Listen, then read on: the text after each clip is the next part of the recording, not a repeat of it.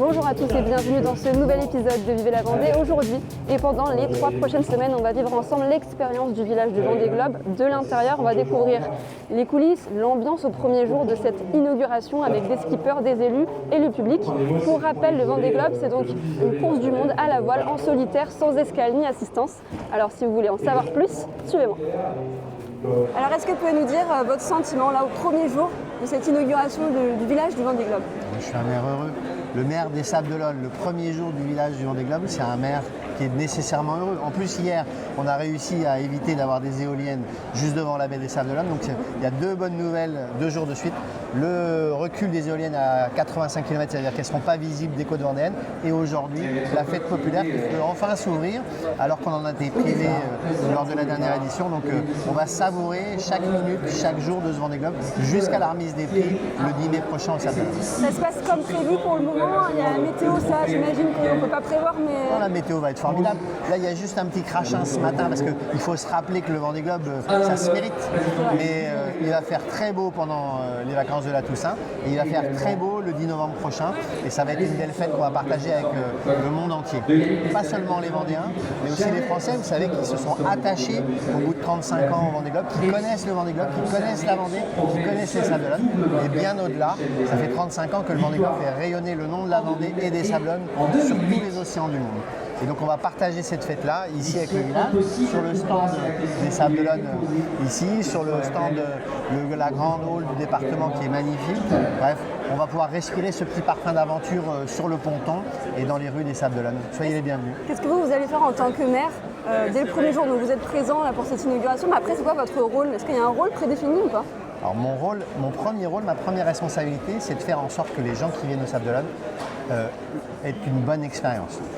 Qu'ils puissent venir facilement, sans venir faire des embouteillages en voiture, mais à se garer au bon endroit, être bien informés, connaître les animations. Ça, c'est mon premier rôle. C'est que l'expérience soit bonne, soit belle, en famille, avec des enfants, avec des personnes âgées, que ce soit un bon moment. Et puis le deuxième rôle du maire de Sables-d'Olonne pendant 3 semaines, c'est de représenter sa ville, c'est de faire rayonner sa ville, c'est d'accueillir, c'est de guider, c'est d'informer, c'est d'encourager les entrepreneurs à investir ici, c'est d'encourager la dynamique qui se crée autour du Vendée Globe. Parce que le Vendée Globe, c'est une locomotive de la dynamique vendéenne et de la dynamique sablaise. La ville des Sables-d'Olonne ne serait pas ce qu'elle est aujourd'hui sans le Vendée Globe. Et donc moi, mon rôle pendant 3 semaines, jusqu'à la remise des prix, c'est d'être le ferment, le catalyseur de cette dynamique aux côtés d'Alain Leboeuf, le département.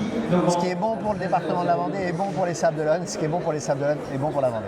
Cet événement sportif, il permet vraiment de redynamiser tout un territoire, l'économie, le tourisme. Pas redynamiser parce qu'il est déjà dynamique, mais de conforter la dynamique. Okay. Hein, parce que effectivement, c'est une locomotive. En Vendée, il y a 2 locomotives. Il y a le Puy du Fou et il y a le Vendée Globe. Les racines et les ailes. Et moi, j'ai une petite part de responsabilité sur l'accueil du Vendée Globe. Donc je me donne à fond pour que le moteur du Vendée Globe tourne à plein pour la Vendée et pour les Sables-d'Olonne. Bonjour Sébastien. Bonjour. Alors est-ce que vous pouvez vous présenter et ensuite me dire votre ressenti en ce premier jour d'inauguration? Je m'appelle Sébastien Simon, j'ai 34 ans, je suis le skipper local du Vendée Globe. Voilà, je suis sablais. Le Vendée Globe est pour moi un rêve, ce sera ma 2e participation à bord de l'IMOCA Groupe du Breuil. Donc voilà, ici c'est l'ouverture du village. Dans 3 semaines, on y sera. Donc on ne peut plus reculer et voilà, évidemment c'est beaucoup de fierté que d'être ici, beaucoup d'émotions. J'ai vraiment envie de profiter de l'événement aussi en tant que spectateur. Même si voilà, j'ai envie de prendre un peu tous les côtés de cette aventure. Et évidemment, il y a beaucoup de pression, il y a beaucoup d'attentes. On a énormément travaillé avec mon équipe et mes partenaires pour être présents ici. Je pense que le bateau est dans une bonne configuration, donc on peut être relativement serein. Maintenant, voilà, il faut rester concentré jusqu'au bout. À la fois, j'ai hâte d'y aller et en même temps, il y a un peu de stress. Qu'est-ce qu'elle a de différent de cette 2e participation? Il y a plus d'enjeux, plus de pression?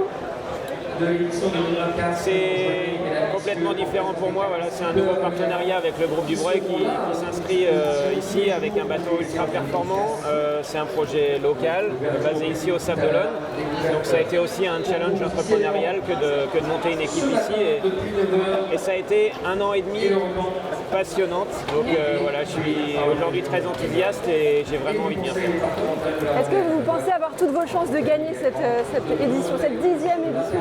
Alors clairement, je ne suis pas là pour gagner. Maintenant, je vais essayer de faire de mon mieux. Si l'opportunité se présente, je la saisirai. Mais voilà, ce que je souhaite avant tout, c'est terminer le Vendée Globe. Ma première participation en 2020, j'ai abandonné alors que j'étais en 4e position.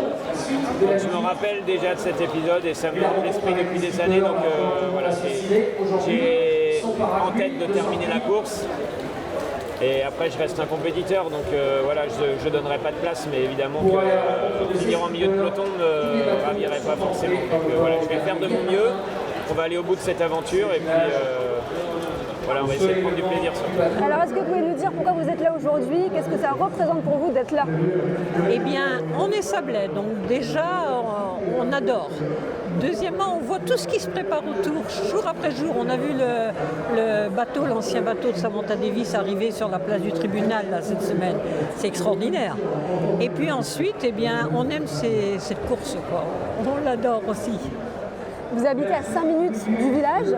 Est-ce que ça veut dire que vous allez venir tous les jours? Non, on viendra avec nos petits-enfants s'ils veulent venir, parce que c'est les vacances de ce moment. Et puis on viendra peut-être une dernière fois avant la fermeture, mais on ira surtout au départ, là, surtout le 10. Qu'est-ce que vous allez faire là, avant le départ, dans le village? Il y a quoi à découvrir d'important? On est intéressé par tout, mais surtout les belles présentations. Là, mon héros, c'est Charlie Dalin, alors je veux absolument qu'il gagne. Donc on regarde plus ce qui le concerne, mais on aime tout, quoi, parce que c'est grandiose. On sent que la Vendée entière est derrière, quoi. Ah, c'est une fierté d'être sablaise et que ça se passe ici? Oh, bah oui, évidemment, c'est international ce genre d'événement. Alors, on suit les courses de bateau depuis la route du Rhum, le départ de la route du Rhum dans les années 78. Et voilà, et depuis on suit les courses. Et je suis ici parce que mon fils est équipier d'un skipper, donc on les accompagne sur les différents spots de départ de course. Je suis ravi de revenir tous les 4 ans, regarder les bateaux et apprécier un petit peu ces moments. Vous êtes un vrai passionné de la voile J'ai fait de la voile quand j'étais un peu plus jeune, mais maintenant je regarde les bateaux. Et vous vous baladez là tout seul ou vous êtes en famille?